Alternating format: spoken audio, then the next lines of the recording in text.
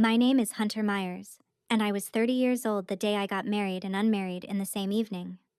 At 6:04, my mom was standing against a wall in a ballroom that held 184 chairs, and not one of them was hers. She held her purse with both hands. She wore a navy dress she had asked me about 3 times. My dad stood beside her the way he used to stand at a bus stop in February. Patient, like patience was a job you could be good at. Nobody brought them a chair. Not the servers, not the groom, not me. She stood there for 40 minutes. I want to be honest with you before we start because none of this works if I'm not. I saw all of it. And for most of those 40 minutes, I did what I always do, which is stay calm and manage the room. What I did at 7:38 cost me more than the wedding did, more than the money, more than the marriage, and I would do it again tomorrow. Welcome back to Calm Drama Stories. This is where we sit with the quiet moments that change a family forever, the ones nobody brings up at the next holiday. Drop a comment and be sure to subscribe. I should tell you what I do, because it explains everything I got wrong. I'm a nurse. For 6 years, I worked med-surg nights at a hospital in Columbus, and for the last 2, I've done private duty hospice, which means I sit in people's houses while they die. It is not a sad job. It is a loud job. And my work is to make it quiet. Families fall apart in those rooms. A son shows up after 11 years and wants to argue about a truck. A daughter asks me at 3 in the morning whether it's normal to feel relieved. I make the coffee. I say the true sentence nobody else will say, in the plainest words I have, and then I let the room hold it. That's the skill. That's the whole skill. I can walk into a house where 4 people are screaming and have them sitting down within 10 minutes. Not because I'm clever, but because I don't flinch, and I don't fill the silence. I got paid well to keep the worst rooms in the world calm, and I was good at it. I was so good at it that I brought it home. I used it on my boyfriend's mother the first time she said something with a hook in it, and it worked, and she smiled, and the evening went smoothly, and I drove home that night feeling competent. That's the part I'd change if I could change one thing. Not the wedding. That. Because at work, calm is for the person in the bed. At home, I never once checked who the calm was actually for. 4 years ago, a woman named Nell Ridgway came onto my floor with congestive heart failure and an opinion about everything. She was 84 then. She watched me chart her intake and output for 2 nights before she spoke to me directly. And when she did, she said, "You're the measuring girl." It stuck. She called me that until the last time I saw her. Her grandson came every Tuesday at 7 and sat in the vinyl chair and did work email while she pretended to sleep. That was Adam. He was tall and easy, and he laughed at my jokes about the ice machine. And when Nell went home, he asked for my number in the parking garage, and I said yes. And I don't regret that part either. 2 years later, Nell's heart got worse and the family brought in private duty, and Nell asked for me by name. I said no first. I called my agency and told them exactly what the conflict was, and they wrote it up, and the family signed the acknowledgement, and I set my own rules on top of that. I never took a gift from her. I never discussed money in that house. I never let her tell me anything she wouldn't say in front of her son. And still, 3 days a week for 2 years, I sat with that woman in the back suite of a house in Bexley and got closer to her than I ever got to the man I was going to marry. Nell was the only person in that family who ever asked what my parents did for a living. She was also the only one who didn't do something with her face when she heard the answer. The Ridgway house sits on a corner lot in Bexley with a lamp in every front window, and the first time I went there for dinner, I understood that I was being interviewed by a woman who would never let me know I was being interviewed. Corinne Ridgway is 61 and looks like she was pressed from the inside. She has a low, warm voice. She remembers names, including the name of the girl who cuts her hair, and the name of that girl's son. She poured my water before I asked. She asked me 2 real questions about nursing and listened to both answers. I liked her. I want you to understand that, because if she had been cold, it would have been easy, and nothing about the next 4 years was easy. Then she took my coat. Everyone's coats went in the front hall closet, which was 6 feet from where we stood. She carried mine down the hallway and hung it in the laundry room.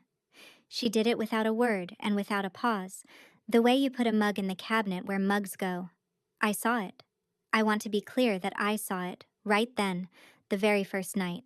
Because later people asked me how I could have missed the signs, and the answer is that I never missed a single one. I counted them. I just decided that counting was enough.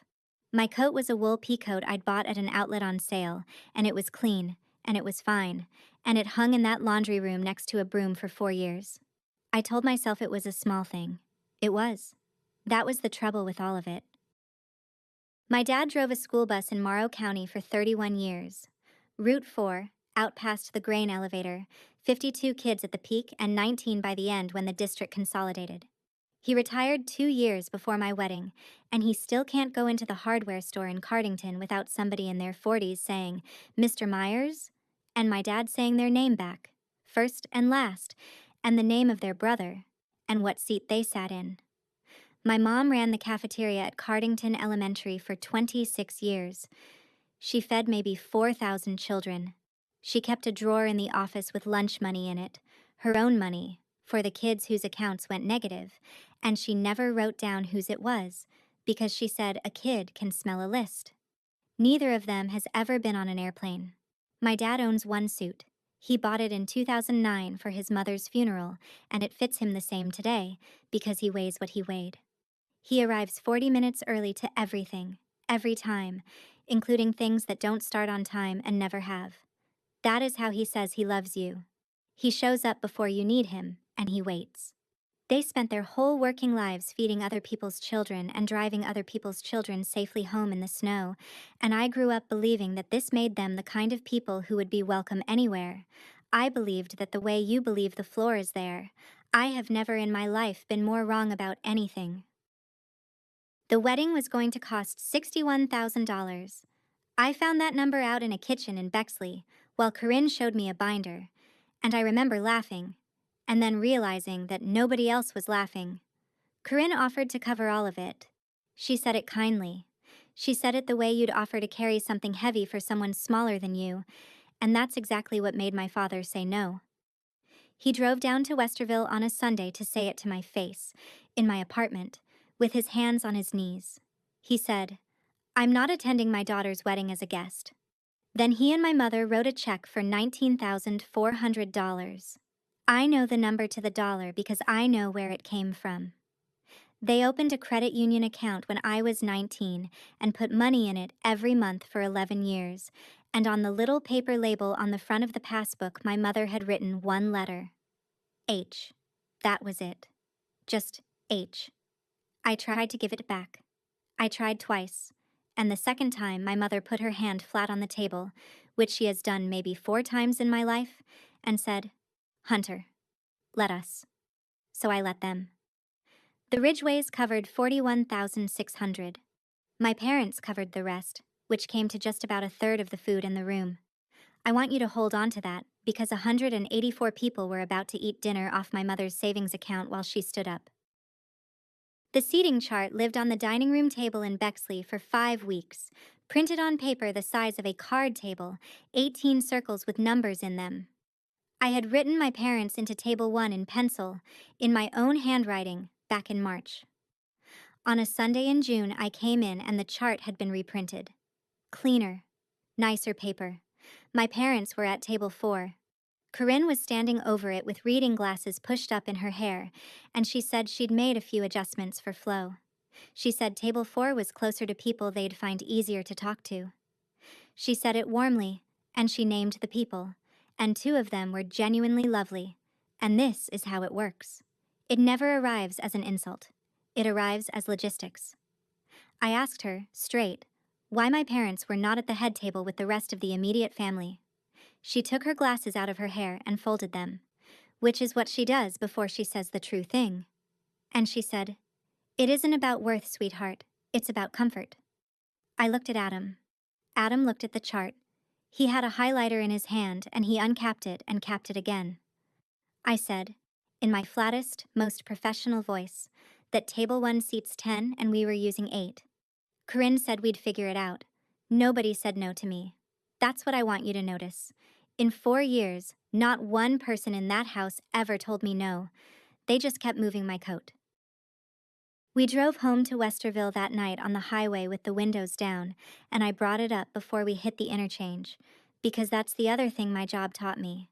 You raise the hard thing early and you raise it calmly, while everybody still has somewhere else to look. So I put it on the table between the on-ramp and the county line. I said, "Table 1 has 10 seats. We need 2 of them." Adam said, "This isn't the time." I said the car was exactly the time, since we had 20 minutes and nothing else to do. He said, "I'll talk to my mom." I let it sit. He turned on the radio, some classic rock station, and he sang 2 lines of it under his breath, and that was the end of the conversation. Here's what I didn't let myself look at until much later.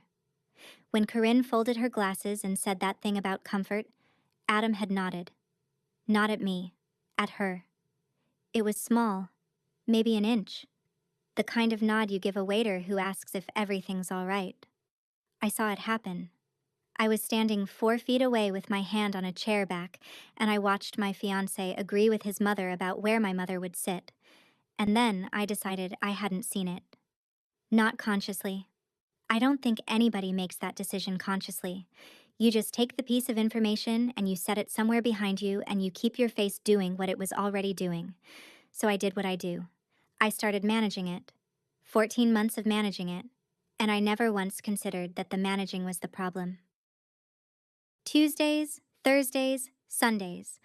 I'd let myself in the side gate at 7 and go around to the back suite, which had its own door and its own little brick patio with 2 chairs on it that nobody but Nell and I ever used.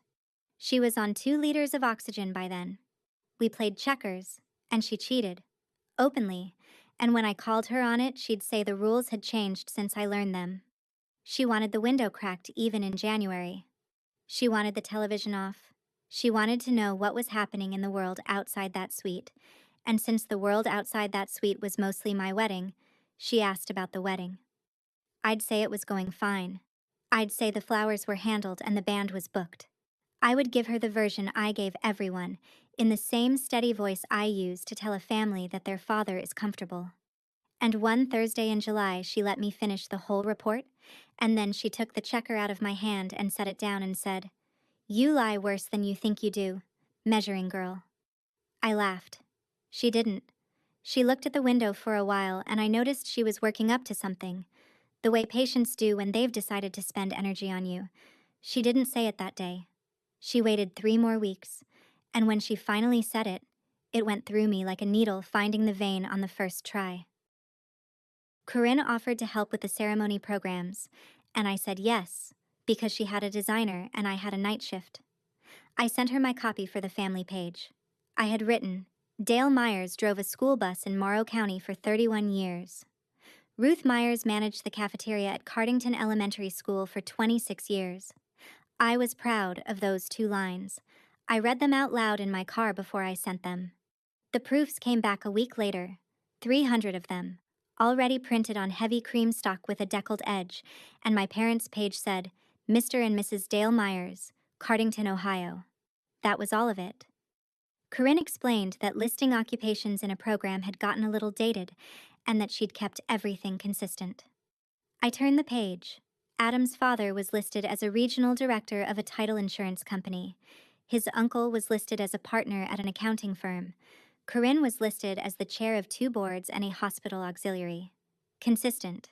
I stood in my kitchen in Westerville with a box of 300 programs on the counter, and I felt something go very quiet and very level inside me, which is what happens to me instead of anger. I did not call her. I did not throw them out. I counted, for the 2nd time. My coat in the laundry room. My parents' names with their lives sanded off. 2. I remember thinking, with total calm, that I would fix this after the wedding, from the inside, once I was family. My mother drove 45 minutes down from Cardington for my dress fitting and brought a coffee cake in a Tupperware, because you don't show up at a place empty-handed, and she has never once understood that this rule does not apply to bridal salons. The girl at the counter took the Tupperware with both hands like it was a live animal. My mom sat on the little velvet bench with her purse on her knees while I stood on the platform, and the consultant making conversation asked her if she was my aunt. My mother said, "Something like that." She said it lightly. She said it with a smile, and she looked at me in the mirror and gave me a tiny shake of the head that meant don't, and I didn't. I stood up there in $1,100 of somebody else's idea of white, and I let a stranger think my mother was my aunt, because correcting her would have made the room awkward, and I am a professional at not making rooms awkward. Afterward, we went to a department store at the outlet mall, and my mom bought her own dress, navy, $78 on the clearance rack, and she asked me 3 separate times whether it was formal enough. Once in the store, once in the parking lot, once on the phone that night at 9:40. I told her she looked beautiful. She did. She wore that dress one time in her life, and I have not been able to look at anything navy blue the same way since. It was the second Sunday in August. Hot. The window cracked anyway. Nell had her checkers lined up and she wasn't playing. She asked me where I'd be sitting at my own wedding. I said table 1, obviously, next to Adam. She asked where my mother and father would be sitting. I opened my mouth, and nothing came out of it, which is unusual for me, and she watched that happen with her chin down. Then she looked out the window at the hedge her son pays a company to shape twice a year, and she said, "Watch where people put people. That's everything a family believes." I didn't say anything. You don't when a patient hands you something like that. She wasn't finished. She said, "I used to do the seating myself. 38 years, I've known exactly what I did." Her hand was flat on the blanket and it wasn't shaking. I asked her what she meant. She said, "Ask Corinne about table 19 sometime. Don't ask her tonight." And then she picked up a checker and jumped 3 of mine in a move that was definitely not legal and told me the rules had changed, and that was the end of it. I drove back to Westerville with the radio off. Table 19. I didn't ask. I want you to sit with that, because I had 11 weeks in which I could have asked, and I spent all 11 of them being tactful. In September, I did the thing I'm actually trained to do. I called a meeting. 3 people. 1 table. 1 agenda item. The way you run a family conference when somebody's decisions are being made by people who aren't the patient. I said it plainly. I said, "Table 1 seats 10. The wedding party plus Adam and me comes to 8. There are 2 open seats, and I want my mother and father in them, and I want that settled tonight so nobody has to think about it again." I did not raise my voice. I did not bring up the coat or the programs, because you don't litigate history in a room where you need a decision. Corinne looked at me for a moment and said, "Of course, sweetheart." Just like that.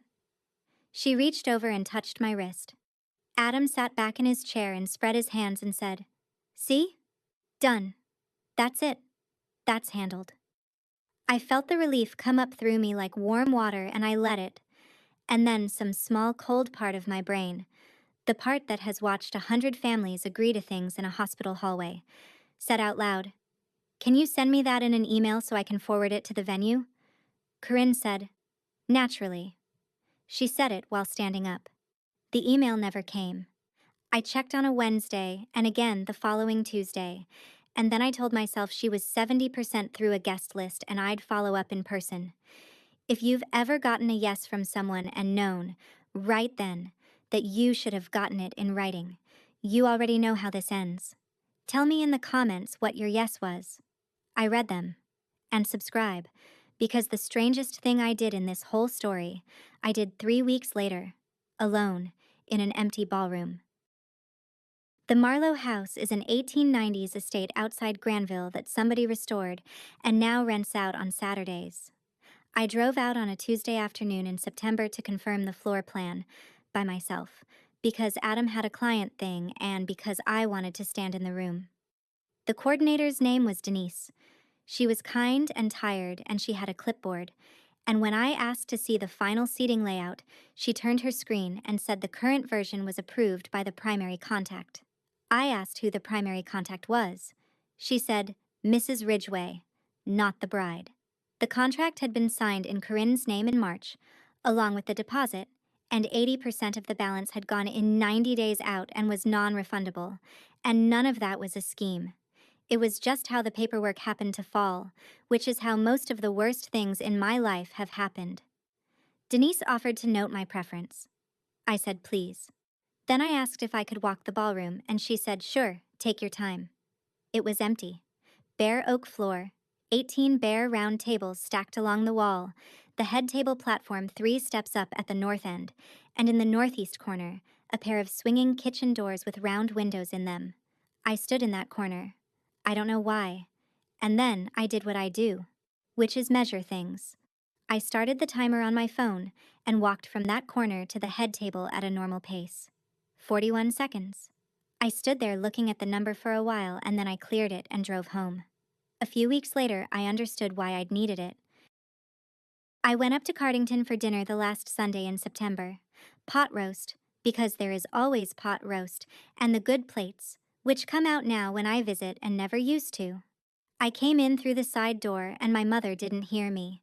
She was at the sink with the water off, holding a dish towel, and she was talking to the window. She said, "We're so proud of her." Then she said it again, a little quieter. Then a third time, shorter. "We're proud of her." She was taking words out of it. She was trying to find the version that would sound the least like it was practiced, and she was practicing it. And I stood in my parents' doorway with a bag of dinner rolls in my hand, and I could not make myself walk into that kitchen. My father was out on the porch with the light on, shining his one pair of dress shoes with a rag and a tin of polish that has been in that house since I was in high school. He'd already shined them the week before. He did them again because it gave him something to do about the thing he was nervous about. That's my parents. My mother was memorizing a line for a room that had never planned to give her one, and my father was polishing shoes nobody was going to look at, and both of them were doing it out of love, and I went back out to the car and sat there for a minute before I came in again through the front door like a normal person, loudly, so they'd have time. 2 Sundays before the wedding, I came out of Nell's suite after my shift, and Corinne was in the kitchen with 2 cups of tea already poured, which meant it wasn't a coincidence. She asked about Nell's numbers. I gave her the honest version. Weeks, not months, and comfort was the whole plan now. She nodded and held her cup with both hands. Then she said the warmest thing anybody in that house ever said to me. She said, "You've been a gift to her. She lights up on Tuesdays. She counts the days, you know." I said thank you. I meant it. And then, in the exact same voice, with the exact same warmth, she said, "I hold her healthcare power of attorney. All I want is for the last stretch to be peaceful for her. Disruption isn't good for her heart." She said it the way you'd mention the weather on the drive up. She stirred her tea. She asked whether I wanted a lemon. There was no threat anywhere in it. There was no sentence I could have repeated to another person that would have sounded like anything at all. And I sat there with my cup and understood, with complete clarity, that I had just been shown a price list. If I ever made noise, I would lose that room, that woman, and the last weeks of her life, and it would all be perfectly legal and perfectly polite, and nobody would ever be able to prove it was anything else. I said the tea was good. That's what I said. I have thought about that sentence more than almost anything else I've ever said out loud. 10 days out, I finally told my mother. Not all of it. I gave her the seating chart and the programs, carefully, the way you give a family bad news in pieces so they can put their hands on the table first. I did it on the phone because I'm a coward about her face. I told her that there had been some back and forth about the tables, and that I was handling it, and that she and Dad were going to be at table 1 where they belonged. I wanted her to be angry. That's what I was doing, if I'm honest. I was standing at my window in Westerville hoping my mother would get mad so that I would be allowed to. She was quiet for a while, and then she said, "Don't lose a husband over a chair." I started to answer and she kept going, and this is the part I still can't get all the way out of my chest. She said, "I don't need to be up front, honey. I've sat in the back my whole life. It's fine back there. You can see everybody." She said it without a single ounce of self-pity, like she was telling me where the good parking was. My mother, who fed 4,000 children, telling her daughter that she was comfortable being seated where people put people like her. That was the night I understood this thing did not start in Bexley. Bexley just had better paper, and the last person in my life who might have stood up with me had just, very gently, sat down. The rehearsal dinner was Friday night at a restaurant in Granville, one long table for 31 people.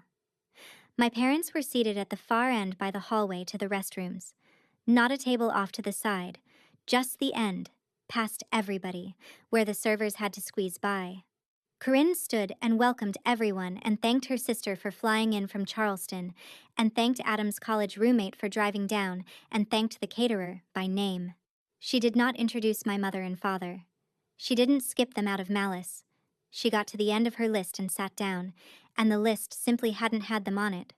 So I stood up. I said, "Before we eat, I want everybody to meet Dale and Ruth Meyers." And I told that table about Route 4 and the grain elevator, and about a drawer with lunch money in it. And my father went red to his ears, and my mother put her napkin against her mouth. People clapped. Corinne clapped warmly, longer than anybody, and then she said, "Isn't that lovely?" and asked her sister about her flight. Out in the gravel lot afterward, I told Adam that I needed him to fix the table thing before tomorrow, tonight, by text if he had to. He put both hands on my arms. He said, "It's one more night. Can you just get through it?" That was the second nod, and it came with a request attached. And here's where I was by then. 184 invitations had gone out. $61,000 was spent and non-refundable, and my parents' savings account was inside that number. I said okay. I could get through it. That was always the problem. I could always get through it. That night, I sat in my car in the hotel lot until 11 with the engine off and my phone in my hand. I had Denise's number pulled up. Not the wedding planners, not Adam's. The coordinators. Because she was the only person in the whole apparatus who had ever told me a plain, true fact. I thought about what would happen if I called. The venue money was gone either way. The band was gone. The flowers were sitting in a cooler in Newark, already cut. Calling would not save $1 of my parents' $19,400. It would only mean they'd lost it for nothing, and that my mother would spend the rest of her life certain it was because of her. Then I thought about Nell. Nell had told me she was coming. She had a jacket made for it, teal, with covered buttons, and she had shown it to me on a hanger with the plastic still on. She was 88, and it was going to be the last thing she got dressed up for, and everybody in that house knew it. I put the phone in the cup holder. I made myself a deal, out loud, alone in a parking lot in Granville. I said, "Tomorrow I smile, and Sunday I sort this out properly, in private, with Adam, like adults." Private. That was the word I used. I've heard myself say it about 100 times since. Private is where they had been beating me for 4 years, and I walked in there one more time and shut the door behind me. Saturday morning, the bridal suite upstairs at the Marlowe house, 4 women and a curling iron and a plate of fruit nobody touched. Adam's sister Piper is 24 and she was doing my veil, standing behind me, both of us looking at the mirror instead of each other, which is why she said it. She was fussing with the comb and she said, "Adam was so worried you were going to be upset about the table stuff. He told Mom back in September you'd be fine with it." Then she stopped. Her hands stopped too. I watched her face in the mirror do the whole thing, the realizing and the deciding whether to fix it and the choosing not to, all in about 3 seconds. She said, "This comb's crooked." And she took it out and put it back in the same place. I said, "It's fine. It looks good." I want to be exact about what that sentence did to me, because it wasn't a shock. It was a subtraction. Up until that morning, I had been married in my head to a weak man, and weak is survivable. Weak, you can work with. Weak means he wants the right thing and can't reach it. But he hadn't been overruled in September. He had been consulted. He had predicted his wife's reaction to her own parents being moved, and he had reassured his mother about it in advance, so that nobody would have an uncomfortable evening. He wasn't caught between us. He had picked, months ago, in a room I wasn't in. I thanked Piper for the veil. The ceremony was at 4 in the garden, And I'm not going to be sarcastic about it, because it was beautiful. The light was doing that low gold thing it does in October in Ohio. There were maples going orange behind the arch. My father walked me down and his arm was shaking and he did not cry until he sat down. And then he cried the way men his age cry, which is one hand over the whole face like he's checking for a fever. My mother held a tissue in both hands and never used it. Adam said his vows and meant them. I believe that. I have never once thought he didn't mean them.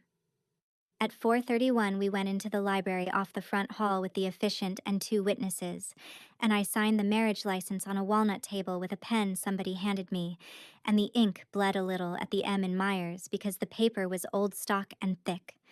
I remember thinking that was funny.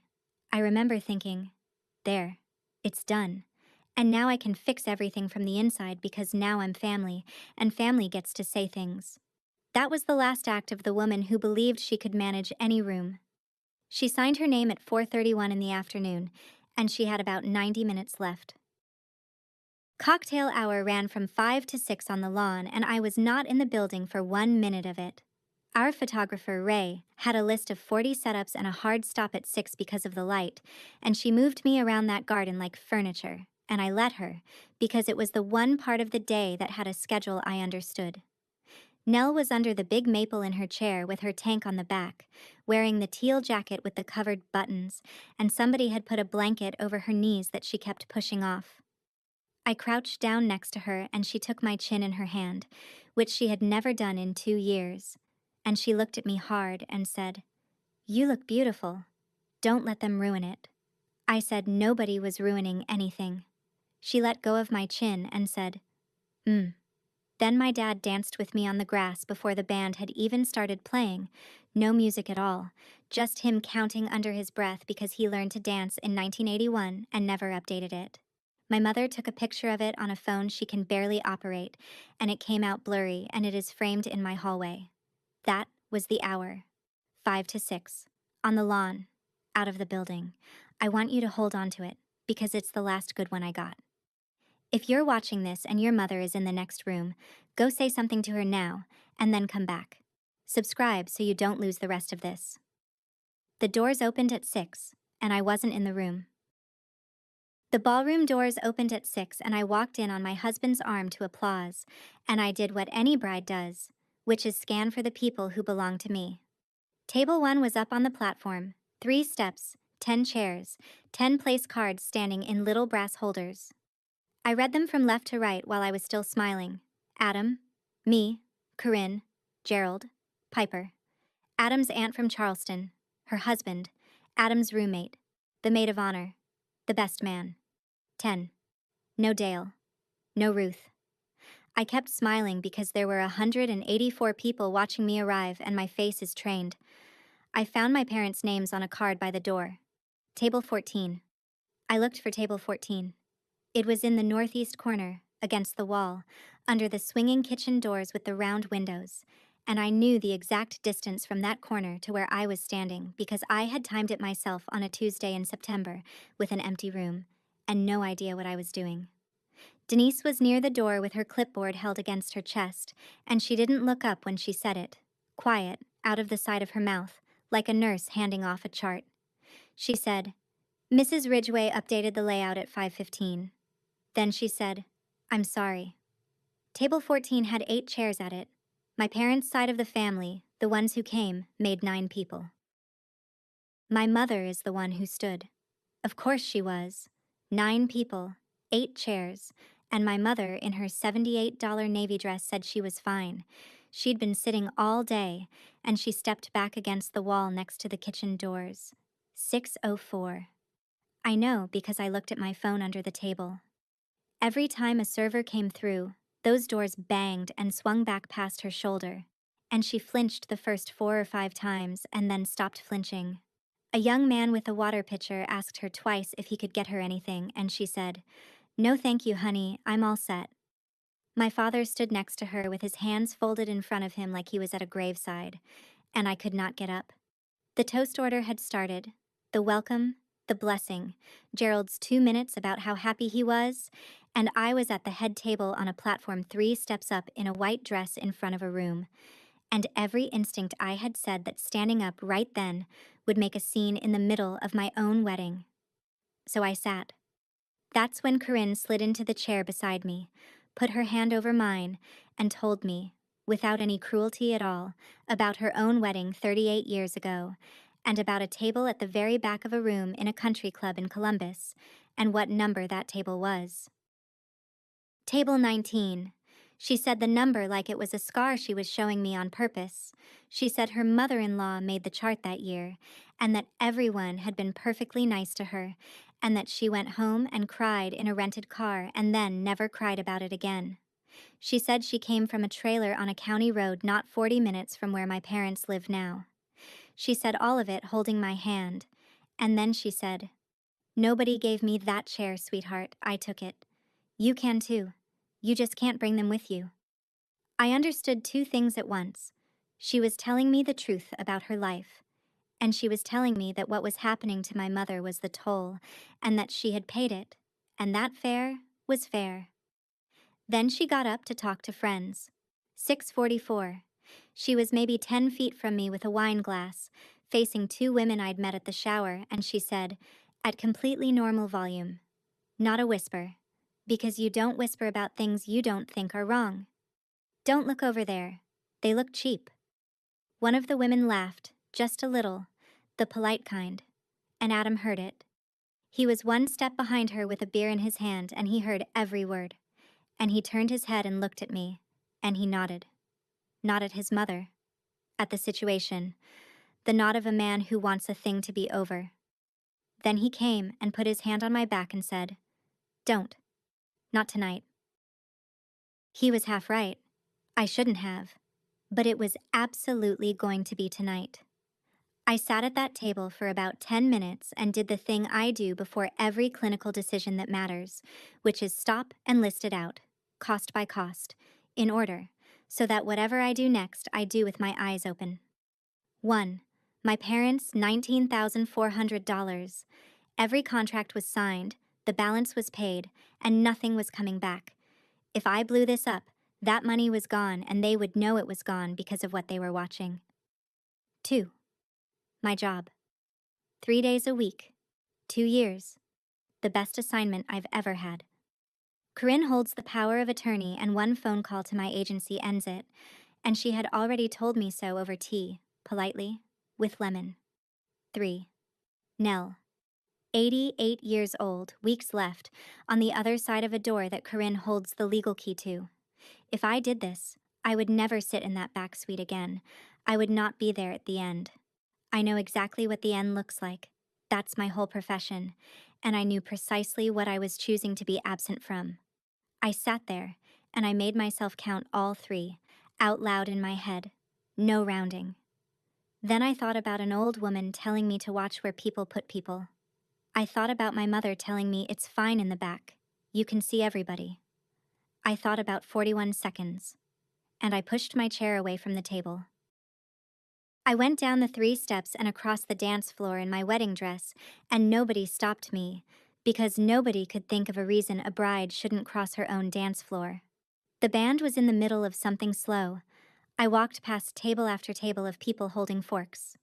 I got to table 14 and I said, "Excuse me," to my cousin, and I picked up 2 empty chairs, one in each hand.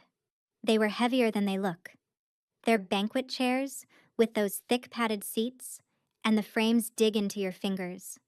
I carried them back across that floor. It took a lot longer than 41 seconds. It took long enough that the band actually stopped playing, right in the middle of a bar. First the horn, and then the bass, and then everything. And the only sound in that entire room was 2 chair legs knocking together and my dress dragging on oak. 184 people watched a bride carry furniture. I set them down at the head table, on the end, and I took the 2 place cards nearest the edge out of their little brass holders and laid them face down on the tablecloth. Then I went back for my parents. I didn't make a speech to them. I said, "Mom, Dad, you're up here." My mother hesitated. She looked at Corinne and then at me, and she started to say she was fine. My father didn't hesitate for 1 second. He walked up those 3 steps ahead of her, and he pulled out his wife's chair first, the way he has pulled out that woman's chair for 41 years. And he waited. It was 7:38. The band leader was standing at the edge of the stage holding the microphone against his leg, and I put my hand out, and he gave it to me, because I was the bride, and that was the only moment all night that the pecking order in that room worked in my favor. I want to tell you exactly how I talked, because it matters. I used my work voice, the one I use at 2 in the morning to tell 4 adults in a hallway what is going to happen to their father. Level, unhurried, a little bit flat. I never raised it. Not once. Not at any point in what follows. I said, "Thank you all for coming out here today. Most of you drove a long way." I said, "At 4:31 this afternoon, I signed a piece of paper in the library. On Monday morning, I'm going to start the process of undoing it." Nobody made a sound. I said, "I want everybody to stay and eat. Please." My mother and father paid for close to a third of the food on these tables, out of a savings account they started when I was 19, and not one plate is going in the trash tonight. Then I did the only thing I actually know how to do. I gave the room the chart. I said, "My mother stood against that wall from 6:04 until 6:44. That's 40 minutes. There are 184 people in this room. Not one person stood up and gave her a chair." And then I said the part I had to say, because it was true, and because leaving it out would have made the rest of it a performance. I said, "Including me. I sat right up here and watched it for 40 minutes. That's mine. I'll be carrying that for a long time." Corinne had turned around by then. I looked at exactly where she was standing, and I kept my voice at the same level it had been the whole time, and I said, "You were right. It isn't about worth. It's about comfort. Yours." Corinne Ridgway raised her voice in public for what I believe was the first time in 38 years, and the worst thing that happened to her that night was that 184 people got to hear what she actually sounds like. It came out high and thin, and it cracked in the middle. She said, "You have destroyed my son." I set the microphone down on the tablecloth so it wouldn't pick anything else up, and I answered her without it, just loud enough for the first 2 rows. I said, "No, he did that at 6:44, and the whole room watched him do it." Adam never said anything at all. That's what people who were there still bring up. The ones who talk to me. Not the chairs. Not the microphone. That his mother screamed and his wife of 3.5 hours put the mic down, and he sat back down in his chair and looked at the tablecloth. Gerald studied his plate like there was something written on it. Somebody's toddler started crying at table 9 and got carried out. And then, slowly in 1s and 2s, people started eating, because I had told them to eat, and nobody could think of anything else to do. And there is nothing on this earth stranger than a room of 184 people quietly cutting into chicken at a wedding that just ended. Piper got up. She walked around the long way, past the bar, and she pushed her grandmother's wheelchair up close to the head table where my parents were sitting, and she set the brake, and she stayed there. At 8:10, I wheeled Nell out to the Circle Drive to wait for the car, because that was still my job for about another 20 minutes, and because I wanted it. I'd already seen Corinne typing at the table with her thumbs, and I have worked for that agency long enough to know what a Saturday night message to a staffing line looks like. So I knew. I checked the tank, and I checked the cannula behind her ears the way I'd done maybe 600 times, and I got her into the back seat the way I always did. One arm behind her shoulders, her hand on my forearm, on 3. She was light. She had been getting lighter for months, and I had been charting it. She held onto my wrist after she was in, and she didn't let go, and she said, "You did right." Then she said, "I didn't. Not when it was my turn." She said the number of the table. She said it very clearly, and then she looked out the other window. I buckled her in. I tucked the blanket she didn't want around her knees anyway because it was 48 degrees out. I said, "I'll see you Tuesday," which was a lie, and she said, which meant she knew it was, and I shut the door. I stood in that Circle Drive in a wedding dress and watched the taillights go down the lane and out onto the road, and I counted, because I cannot help it. 41 seconds until I couldn't see them anymore, and I laughed out loud in the dark, alone, at the fact that I was still measuring things. I slept in my old room in Cardington that night. My mother made eggs in the morning and nobody talked about it, and my father went out and started the car 20 minutes before we needed to leave, out of habit. Here is the accounting.